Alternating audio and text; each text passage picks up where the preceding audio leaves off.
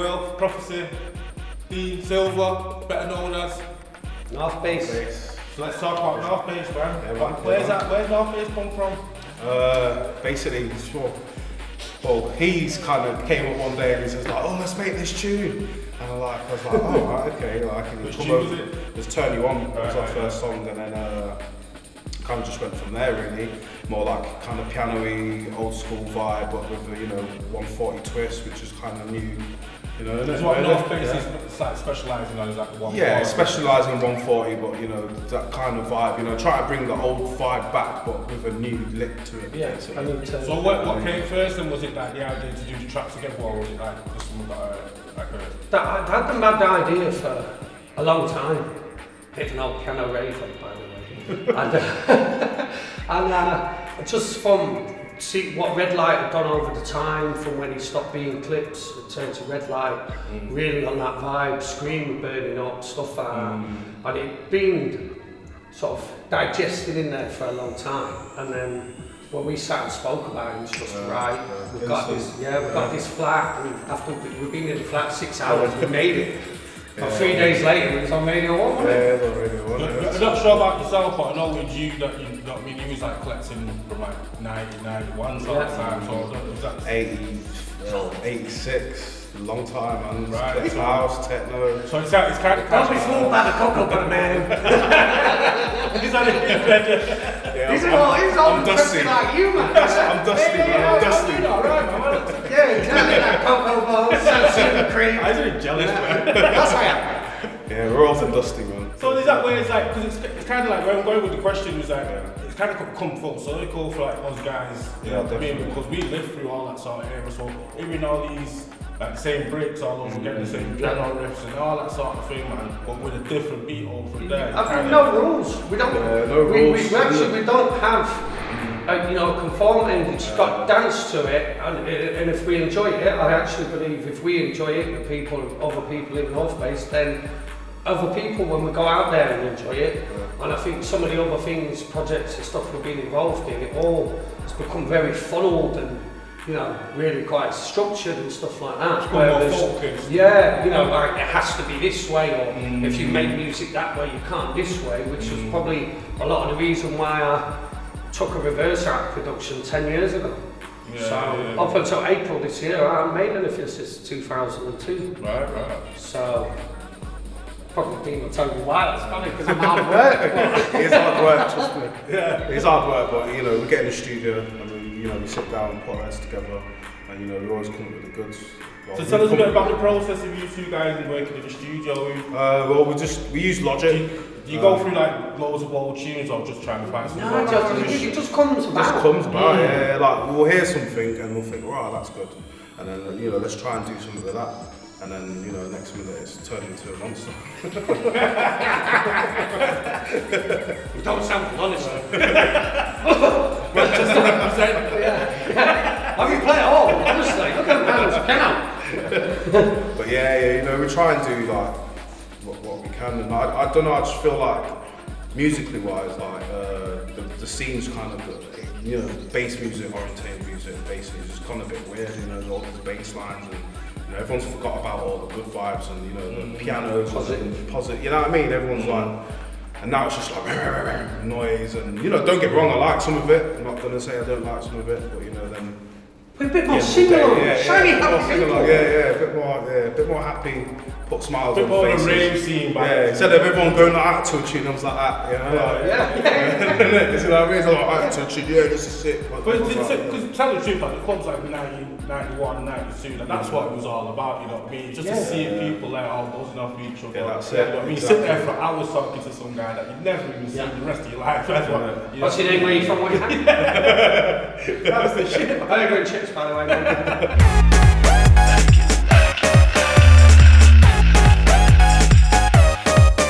So tell us a bit about like, I know with like yourself as well, you worked with like Johnny Jungle.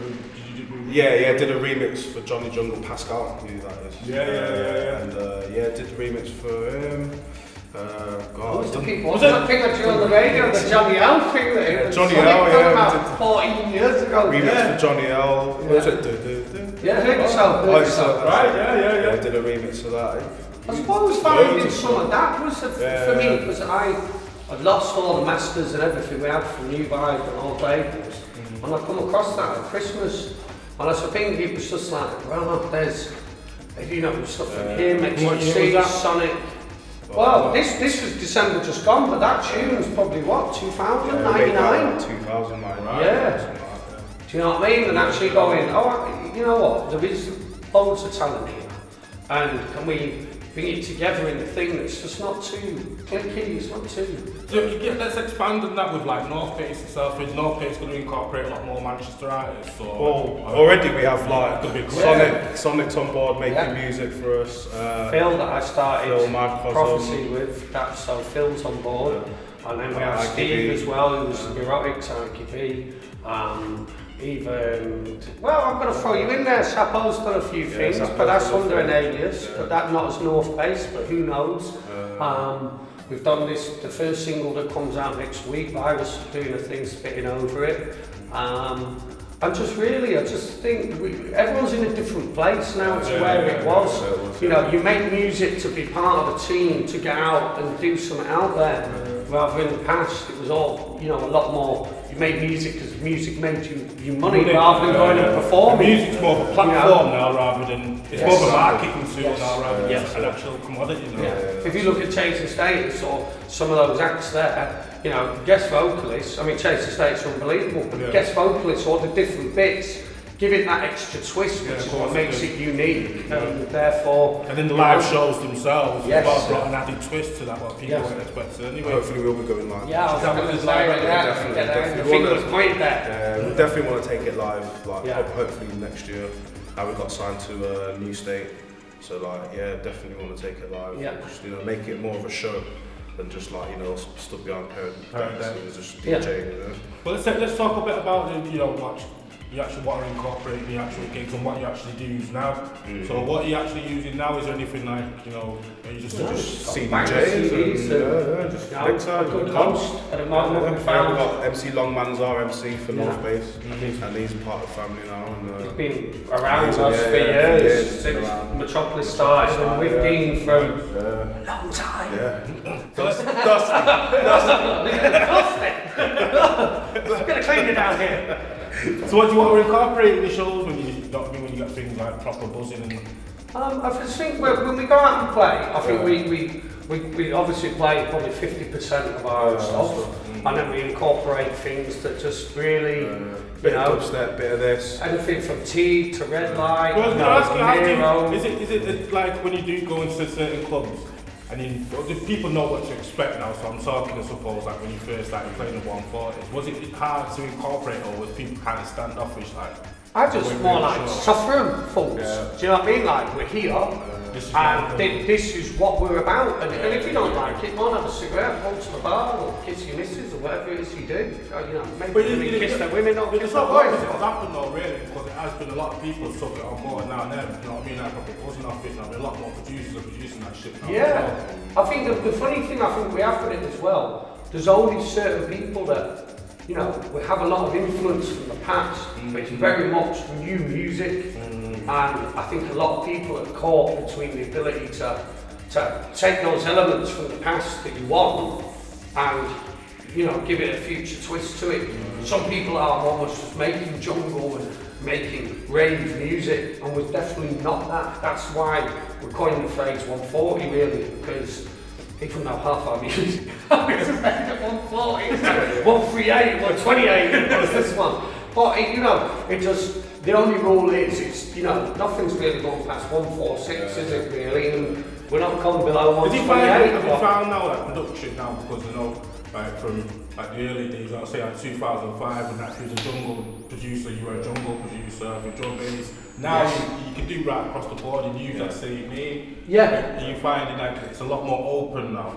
Yeah, and I think we have the ability and the skills as producers, and certainly the lads as engineers, to, you know, we can go in and make something that's a lot more jacking and 4/4. We can go and make something that's more, you know, up tempo. I mean, we could do drum and bass if we want. Who says we won't? But just, you know, that ability to actually have the skill and the production level to produce that quality is there, and I think the marketplace is more open. you know, and people are susceptible to, rather than being, you know, well, you must be that, or you must be this, you know, how small-minded, and that's where a lot of different scenes sort of imploded, because you can only be one thing, and, you know, like, we all know hip-hop. Now, my God, I like Elvis Presley, or like, you know, and why shouldn't we? If as soon as we start saying what we can't do, then obviously we're pigeonholing ourselves. You know, we can do anything, it's what we're choosing to do at the time.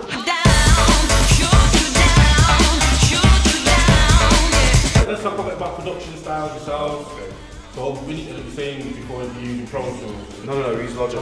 Use Logic. A lot of plugins, Oxford plugins. Have you always used Logic? I've always used Logic. We originally started on Cubase with myself, and then when I met up with Sonic, I started to use Cakewalk for a bit, and then we switched over to Logic when it was on the PC. And then as soon as Mac bought eMagic, that's when it all kind of changed, because that's when we started getting Macs and then using Logic fully, properly, and you know, Logic's just grown and grown better and better and better. And like, yeah, just slowly use Logic now, and I think it's amazing. Is that the same for you? Well, I think that's what's helped the sound really. I'm not pushing myself too far in the engineering thing. You know, like Steve will use anywhere from Reason to Logic to Cubase. Phil's just on Cubase. You know, so we've got places, we've got different sounds, you know. There's some people, so we've got an organic thing where we're not just all like, you know, oh, it's all that process. It's far more, you know, wow, let's just pull that thing out, or let's do this.